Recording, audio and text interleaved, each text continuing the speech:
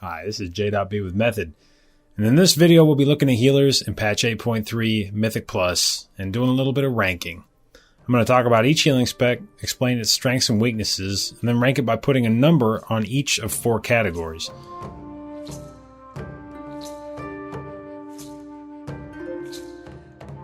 First category is raw throughput, the ability of the spec to keep the group alive.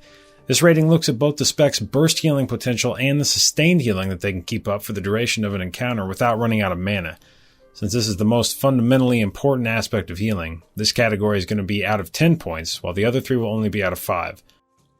Defensive cooldowns is the second category, and it includes both personal and external defensives. Damage reduction cooldowns are best, as these are way more powerful and scale better in higher keystones than something like Life Cocoon or Guardian Spirit. Third category is utility, which is a word that you'll hear all the time when people compare specs. It means all the things, big and small, that they can do to make a pull work.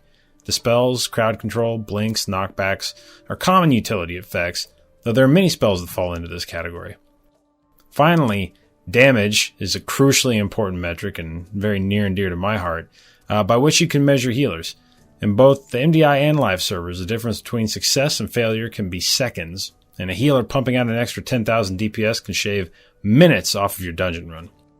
Now, before we get started, I'd like to remind you this is an opinion piece, and it's okay to disagree with me, and your experience may be very different than mine depending on how you play and what your group comp looks like. There are a lot of changes coming in 8.3. Essences are being added or changed, corruption is being introduced, and the new seasonal affix is rotating in. Guessing how these things will play out is part of the fun, but a lot more art than science. So let me know your thoughts in the comments of the video or over at my stream at twitch.tv/j.b. First class we'll be looking at is Mistweaver Monk.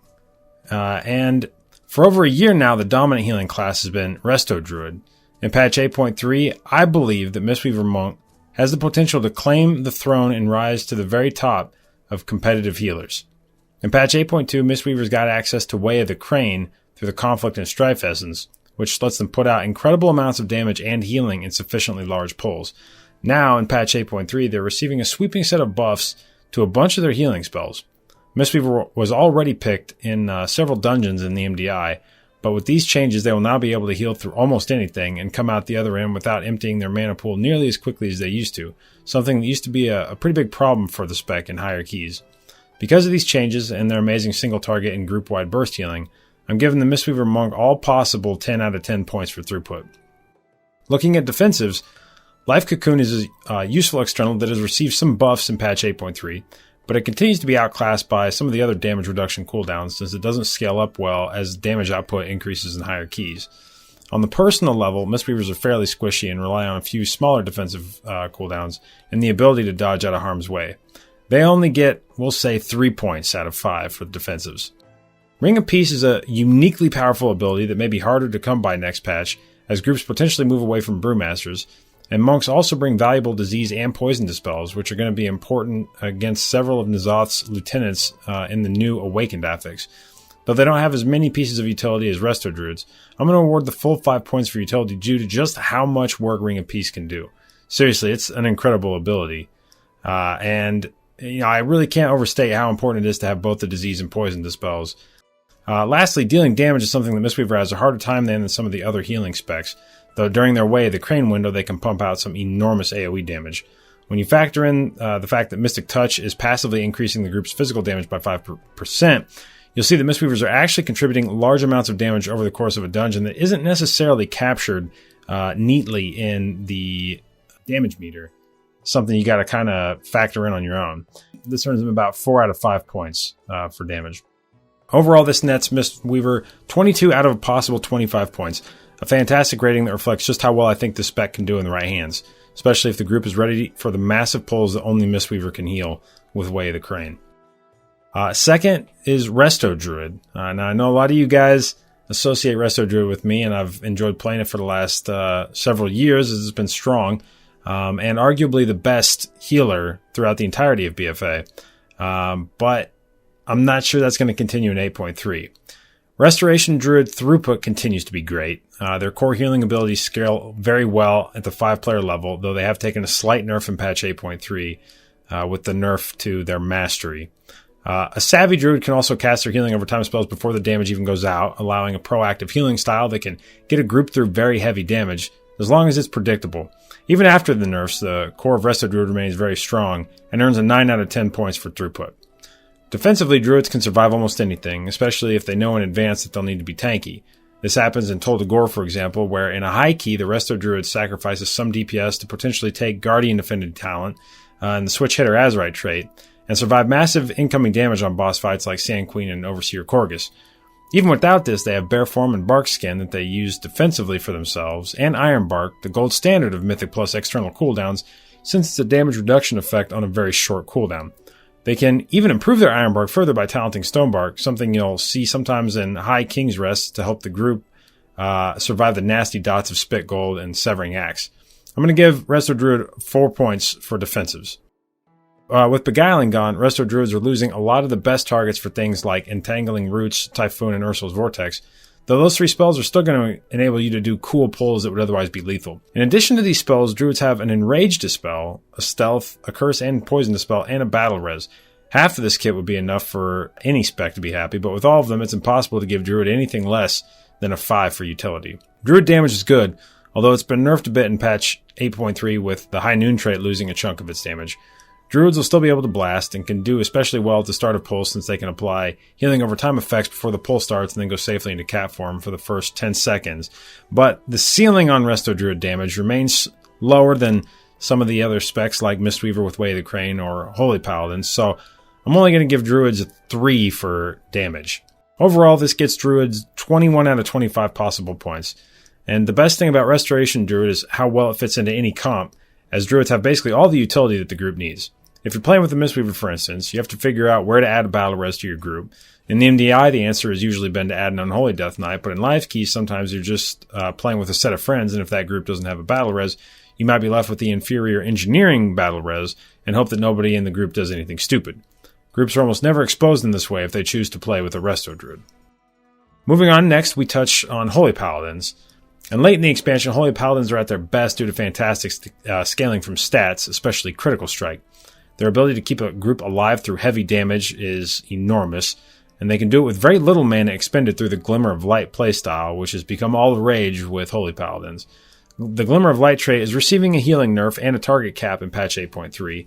The healing nerf will likely largely be offset by the great scaling of the spec, and the target cap will probably be mostly irrelevant in Mythic Plus. Vision of Perfection, the popular essence for Holy Paladins, is receiving a 12% proc rate buff, and this is fantastic news, as it's the best major essence by far. So I'm giving Paladins a 9 out of 10 for throughput, and when Wings is up, they're pretty tough to beat. Paladins have a uniquely powerful cooldown in Bubble. Immunities are strong on anyone, but on the healer they're at their best, since in times of panic the healer can sometimes need to decide between saving themselves by moving or saving the group. Bubble lets Paladins take care of themselves completely and frees them up to dump healing into the group. They also have a great, strong external cooldown in Blessing of Sacrifice that can be combined with Bubble or with their own personal damage reduction cooldown, Divine Protection, which is basically always available. They can also hit the group with powerful damage reduction when they use Aura Mastery, which can be very powerful, especially as the Keystone level gets higher and the group-wide damage starts threatening to one-shot people.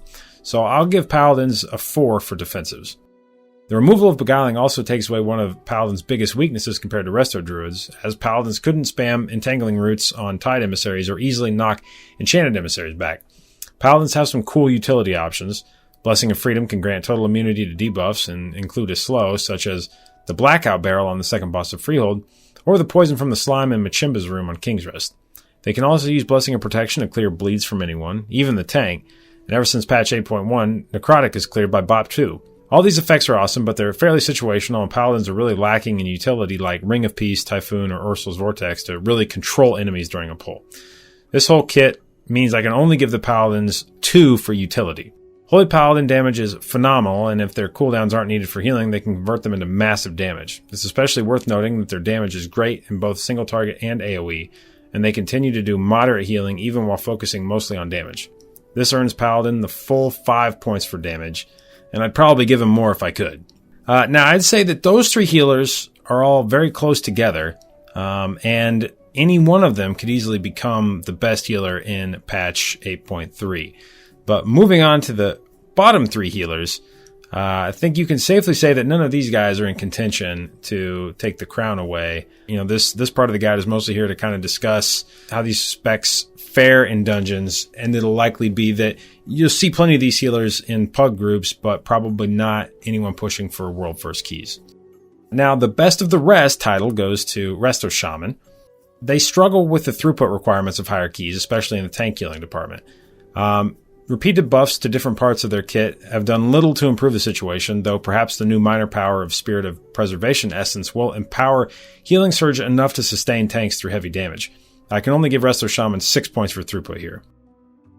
Lack of a true external cooldown like Iron Bark or Blessing of Sacrifice really hurts Shamans. Spirit Link Totem is a powerful cooldown, though it's often best used as a tank external in Mythic Plus outside of Bursting Weeks, where it's useful to survive high stacks of that affix. The long cooldown on Spirit Link is problematic, and it's not up nearly often as tanks would want it as an external. Resto Shaman does bring Earth Elemental, though it often dies quickly and fails to take enough pressure off the tank to be strictly meaningful. This is enough to get Shamans a 3 out of 5 for defensives. Shamans are the only healers with an interrupt, Wind Shear, which lets the group stop 1 extra cast every 12 seconds. This is a strong piece of utility when relevant, though it's rare that there are that many casts that need to be stopped, especially with the melee-heavy meta. Outside of this, they don't have much utility beyond an AoE stun, so 2 points out of 5 seems to be about right for their utility ranking.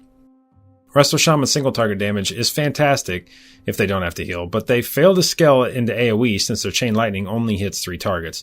This is problematic in Mythic Plus since it's primarily an AoE environment and it earns them only 2 out of the possible 5 points for damage. Overall, Resto Shamans have a kit with serious holes that hurt their ability to push higher keys in Mythic Plus or compete in an MDI setting. That they only get 13 of 25 points indicates a pretty big drop from the top 3 specs, which all got at least 20. Next, Discipline Priest. They struggled to provide the throughput required to keep groups alive through the heaviest damage of Mythic Plus. Their kit works really well in Raid, where they can apply Atonement to many players, but in a 5-person setting, they can only put out 5 Atonements, and when they're out of impactful ways to add healing to people, they struggle to catch up. When affixes like Grievous are active, this really shows, as they struggle to get multiple people out of Grievous with just Atonement healing, and healing without Atonement is very inefficient for Disc Priests. They earn 4 points for throughput, less than half of the 10 available. Disc Priests do have some great defensive cooldowns. Pain Suppression is a massive damage reduction external, and Barrier is a group-wide damage reduction. What more could you want? The only reason I'm giving them 4 points instead of 5 for defenses is that they lack personal defensives or any real mobility to dodge incoming damage, which makes them fairly susceptible to dying themselves. Mass Dispel and Life Grip are situationally powerful. Mass Dispel in particular rocks if you don't have a Blood Elf in the group in some dungeons, but the overall utility that Disc Priest brings is so tiny compared to something like Resto Druid that I can't honestly give them any points here. Like Holy Paladins, Disc Priests do damage passively at the start of their healing. This is a good thing, as it means even in a high pressure setting, they're contributing to ending the fight faster. Their AoE isn't great, though they can do reasonable cleave damage through spreading their dot around, so I'll give Disc Priest 3 damage points. Disc is overall a spec that suffers in Mythic Plus, especially when compared to how great they are in Raid. The way their kit scales means Blizzard has been quick to nerf them, and their continued dominance in Raid makes it unlikely that they're going to get any love until next expansion. This, as with I think Resto Druid, is a spec that is sort of a night and day type of thing when it comes to Mythic Plus versus Raid. It's becoming a major issue for Blizzard that these specs are often fantastic in one but bad in the other, and there's no real way to nerf them in what they're good at without nerfing them in what they're bad at, or buff them in what they're bad at without buffing them in what they're already good at. So this would be a spec that I think we could see some big changes on coming into Shadowlands. Last but least, Holy Priest. Now, this spec has trouble healing through most of what Mythic Plus has to throw at the group. Unlike Disc, they don't struggle to keep the group alive through stuff like Grievous, and this can mean that they meet most HPS checks, though they lack the ability to heal through something truly exciting to enable any special pulls. So I'll give Holy Priest 8 out of 10 for throughput. The problem is pretty much everything else. Holy Priest defensives are far worse than Discs. Guardian Spirit scales poorly in high keys, and they lack powerful damage reductions for others or themselves. They only pick up 1 point in the defensives category. Their utility is the same as Discs, insignificant enough compared to what the other specs can do to be worth 0 points. They can do a little bit of damage, but it doesn't scale well into AoE, and it isn't done passively as part of their healing rotation, so I can only give them 1 point here. Despite competitive throughput, Holy Priests only pick up 10 out of a possible 25 points due to their kit, being so devoid of anything important in Mythic Plus. Now, taking a look at all the specs, you can see there's a pretty massive gap between the 3 highly competitive specs at the top and the 3 specs with serious flaws at the bottom. Though I think there's some room for movement as we play through the patch, I doubt any specs will bridge the gap between these 2 basic groups, and I think that most of the MDI and competitive live groups will consist solely of Mistweavers, Druids, and Paladins. And unfortunately, since we're at the end of the expansion, I also don't expect to see anything substantial coming out balance-wise. I think at this point you can mostly expect that Blizzard's attention is squarely focused on Shadowlands, and we are likely to see these specs all remain pretty similar to what they are now. Now, we may see a few more buffs or nerfs before 8.3 comes out. Blizzard does seem to be rolling a few of those out as we get closer and closer, but at this point, I think it's pretty safe to say that these specs are what they are at this point, and you're probably not going to see much movement. Now, as I said at the start of the video, ranking all these specs is a hard job, and I'm sure some of you have different opinions, and that's absolutely fine. But I hope you enjoyed the video, and will let me know in the comments what you think.